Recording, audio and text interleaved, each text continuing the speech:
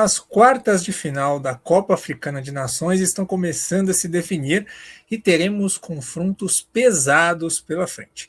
Nesse vídeo, vou analisar os 4 primeiros jogos de oitavas de final e também já projetar os duelos entre Senegal e Mali e Marrocos e Camarões. Será que temos vantagens, favoritos? A gente vai entender nesse vídeo, então já peço o seu like aqui no canal do Miguel Fortunato, Futebol de Seleções, canal que respira Copas, respira aí as seleções nacionais. Grande abraço para você que está chegando, está se inscrevendo, você que não é inscrito, se inscreva, passamos dos 600 inscritos, é muito legal ter todos vocês aqui, curtindo, hypando o conteúdo e o mais importante de tudo, para mim, é você comentar, deixar a sua opinião aqui sobre o que é dito, se você tiver alguma dúvida, pergunte, para a gente poder bater esse... Então vamos analisar aí os duelos das oitavas de final. O primeiro jogo ontem, né? Eu estou gravando no domingo, aqui no final da tarde, e ontem tivemos Senegal e Sudão. Vamos dar uma olhadinha aqui como é que foi, né?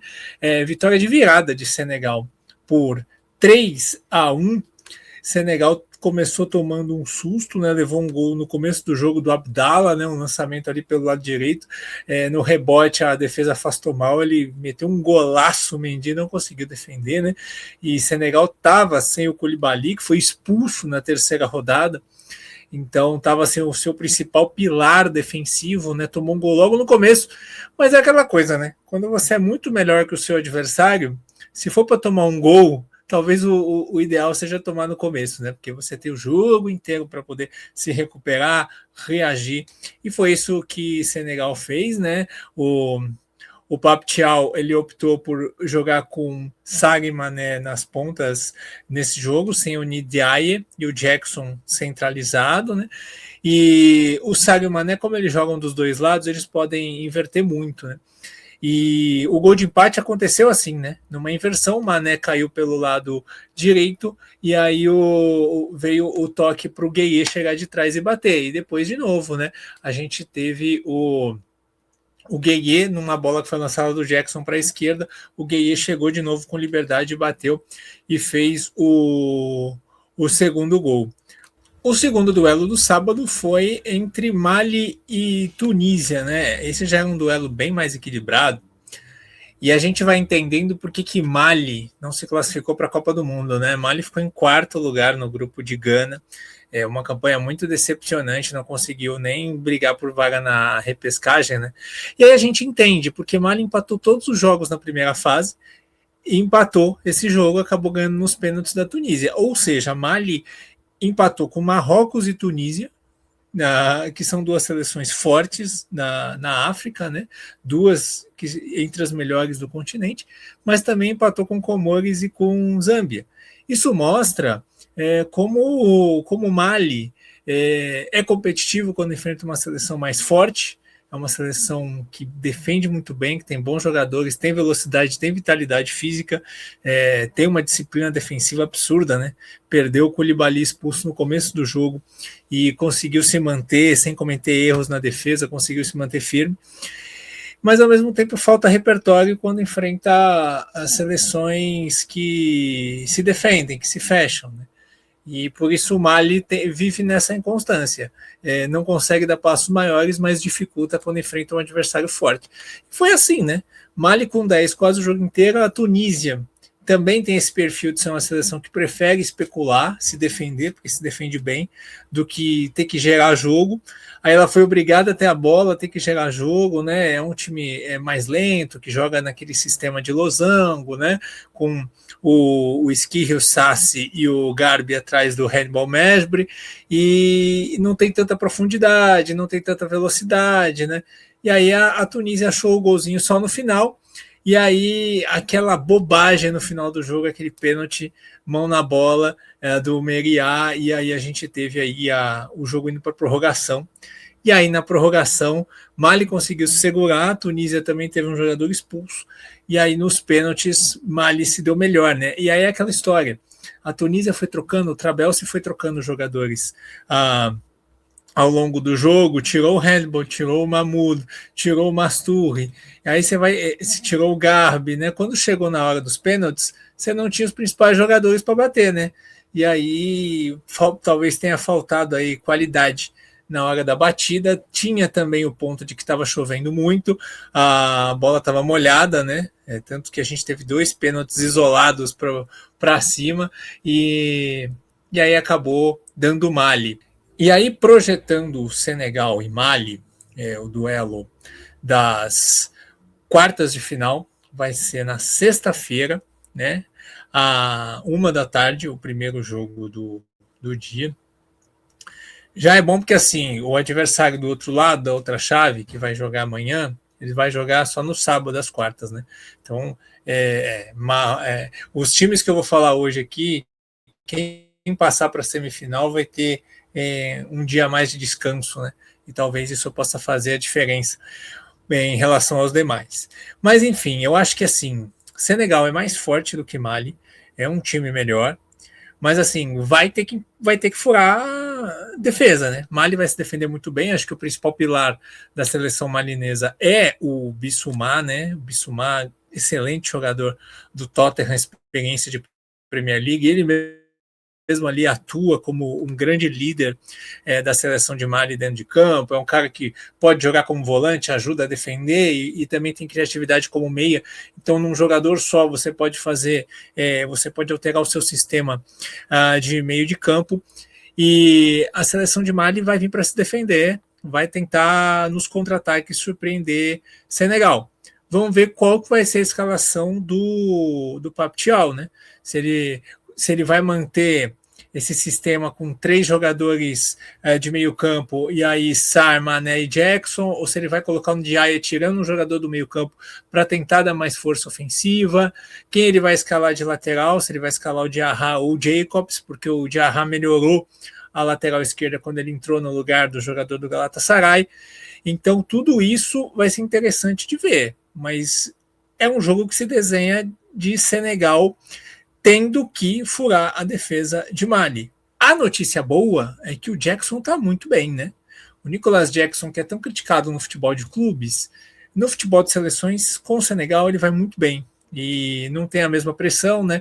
E ele consegue fluir. Apesar que no Bayern ele está fluindo melhor, né? Quando o Harry Kane joga um pouco mais atrás, aí ele joga de centroavante. No Bayern do Company ele flui bem. Mas em Senegal ele joga muito bem. É um time entrosado que joga muito tempo junto, mas vai ser uma batalha, com favoritismo para Senegal, por ter mais time, por ter muito jogador cascudo, né? Até se acabar se esticando o jogo para prorrogação, pênalti, você tem muito jogador cascudo ali de enfrentar esses momentos, né? Senegal ganhou a penúltima Copa Africana de Nações nos pênaltis, mas vamos ver qual que vai ser a dificuldade que Mali vai impor neste confronto. Bom, indo para Marrocos e Tanzânia, né? Foi mais difícil esse jogo do que se esperava. Marrocos ganha por 1-0 o gol do Brahim Dias. E é o que a gente sempre fala da seleção de Marrocos, né? Ela se sente muito mais à vontade sendo uma seleção que possa ter campo aberto para correr, roubar a bola e ter campo aberto para correr, para jogar em velocidade, né? O que foi uma marca na Copa do Mundo, do que uma seleção que tenha que furar bloqueio. E no cenário africano, a não ser quando ela enfrentar as grandes seleções, talvez a partir das quartas ela tenha esse cenário, ela, na maioria dos casos, tem que furar bloqueio. E mais uma vez foi o que aconteceu. Jogando aí no 3-4-1-2, a equipe da Tanzânia se defendeu muito bem e deu muita dificuldade para Marrocos, né? O Regragui tentou essa dobra na esquerda com Saibari e Zazuli, né? Até para tentar criar opções para o Zazuli bater de longe. Ele jogou muito bem, ajudou a criar, né? Mas Marrocos teve poucas oportunidades de gol. Hakimi voltando a ser titular, e a tendência agora é ele evoluindo, porque ele vai se sentindo melhor, vai retornando de lesão, né? Uma boa notícia. Você ganha força, você ganha o parceiro do Brahim Dias pela direita, e você consegue fazer infiltrações, né? O Brahim Dias é um cara que corta bem por dentro, o Hakimi dá profundidade, e os dois podem fazer essa inversão, porque o Hakimi também ataca muito bem a área. E é interessante que nesse jogo o Regragui colocou um meio-campo mais passador, né? Tendo o El Anaoui, jogador da Roma, e o Bilal Kanous do Stuttgart, né? Você não tendo aí o Amrabat e também o Onari, que vai ser desfalque para o restante da competição, né? Estava de muletas no estádio, né? Uma baixa para Marrocos, o jogador com mais criatividade desse meio-campo. Mas Marrocos conseguiu passar, conseguiu achar seu gol, uma falha do goleiro da Tanzânia, né? Mas conseguiu passar e em Copa é isso que importa. Nem sempre você vai conseguir jogar bem, nem sempre você vai conseguir criar as oportunidades que a torcida espera, mas tem jogo que você tem que passar, só é mais importante do que qualquer coisa. E agora vão vir os grandes jogos, né? Que aí Marrocos vai jogar, vai atacar e vai ser atacado.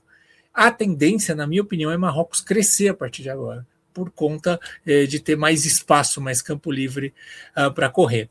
Teve um possível pênalti no finalzinho do jogo a favor da Tanzânia, que empataria o confronto, né?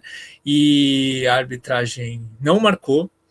Poderia marcar, né? Porque foi aquele movimento do braço de derrubar, né?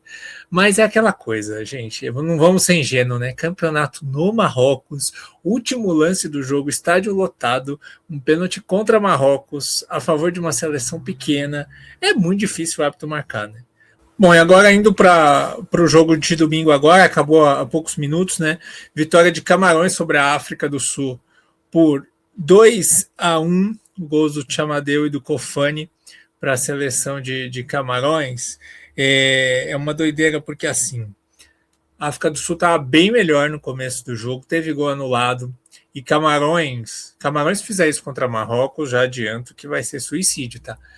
Camarões marcava em linha alta, e quando ele perdia a bola, a defesa estava em linha alta, e a África do Sul criou muito perigo nessas enfiadas de bola ali, especialmente com o Mokoena, que é o cara mais criativo desse meio campo sul-africano, né? No lance do Foster ali do gol, estava um pouquinho à frente, mas teve outras oportunidades também. A África do Sul estava melhor no jogo.